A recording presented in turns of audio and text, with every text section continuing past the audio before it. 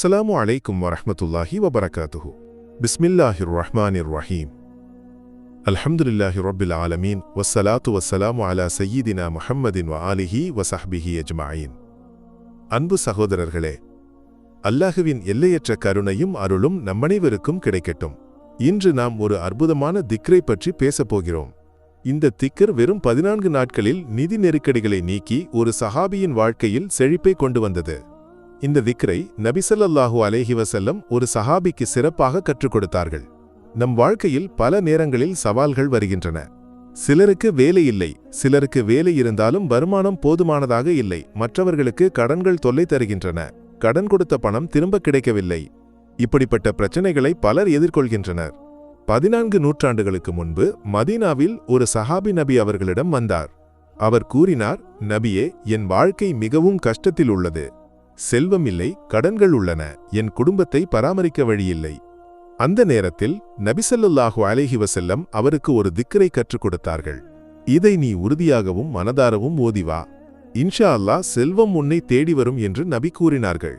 2 வாரங்கள் கழித்து அந்த சஹாபி திரும்பி வந்தார். அவர் கூறினார், நபியே, அல்ஹம்துலில்லாஹ், என் கஷ்டங்கள் நீங்கிவிட்டன, செல்வம் எனக்கு கிடைத்தது, என் வாழ்க்கையில் ஆறுதல் ஏற்பட்டது. இந்த திக்ர் என்ன? அது இதுதான். அல்லாஹுவுக்கு புகழ், எல்லா புகழும் அவனுக்கு, உயர்ந்த அல்லாஹுவுக்கு புகழ், அல்லாஹுவிடம் நான் மன்னிப்பு கோருகிறேன். இந்த திக்ரை எப்படி ஓத வேண்டும்? காலை ஃபஜ்ர் தொழுகைக்கு பிறகு 100 முறை, மாலை தூங்குவதற்கு முன்பு 100 முறை. இதனுடன் வபிஹம்திஹி என்ற வார்த்தையைச் சேர்த்து சுபஹானல்லாஹி வபிஹம்திஹி, சுபஹானல்லாஹில் அஸீம் வபிஹம்திஹி, அஸ்தஃபிருல்லாஹ் என்றும் ஓதலாம்.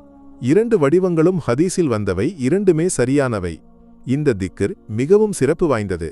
நபி ஸல்லல்லாஹு அலைஹி வஸல்லம் கூறினார்கள், இந்த திக்ரை மலக்குகளும் உலகில் உள்ள எல்லா உயிரினங்களும் ஓதுகின்றன.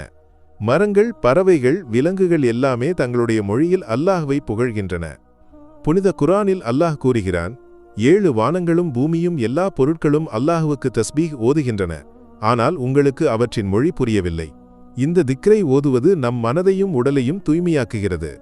பொறாமை, ஆணவம், பேராசை போன்ற மனதின் அழுக்குகளை இது நீக்குகிறது. நம் வாழ்க்கையில் செல்வத்தின் அருளை விரும்பினால் இந்த திக்ரை மனதார ஓத வேண்டும். இதை ஓதும்போது நாவால் மட்டுமல்ல, மனதாலும் அல்லாஹுவை நினைக்க வேண்டும். ஒரு சஹாபி இந்த திக்ரை ஓதி 2 ஜுமுஆக்கள் கழிந்த பிறகு, அதாவது 14 நாட்களுக்குள் அவரது வாழ்க்கையில் பெரிய மாற்றம் ஏற்பட்டது. அவர் கூறினார், நபியே, செல்வம் என்னை தேடி வந்தது. அல்ஹம்துலில்லாஹ், இப்போது எனக்கு போதுமான செல்வம் உள்ளது. நாமும் இந்த திக்ரை முயற்சிக்கலாம்.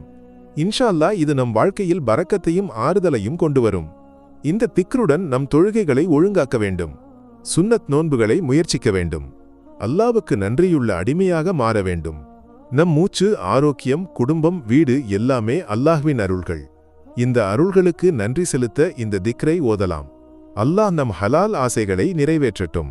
நம் கவலைகளையும் துக்கங்களையும் அவன் நீக்கட்டும். இன்ஷா அல்லாஹ் இந்த திக்ர் நம் வாழ்க்கையில் பெரிய மாற்றங்களை கொண்டு வரும். அல்லாஹ் நம்மனைவருக்கும் தௌஃபீக் வழங்கட்டும். ஆமீன் யா ரப்பல் ஆலமீன். அஸ்ஸலாமு அலைக்கும் வரஹ்மத்துல்லாஹி வபரகாத்து.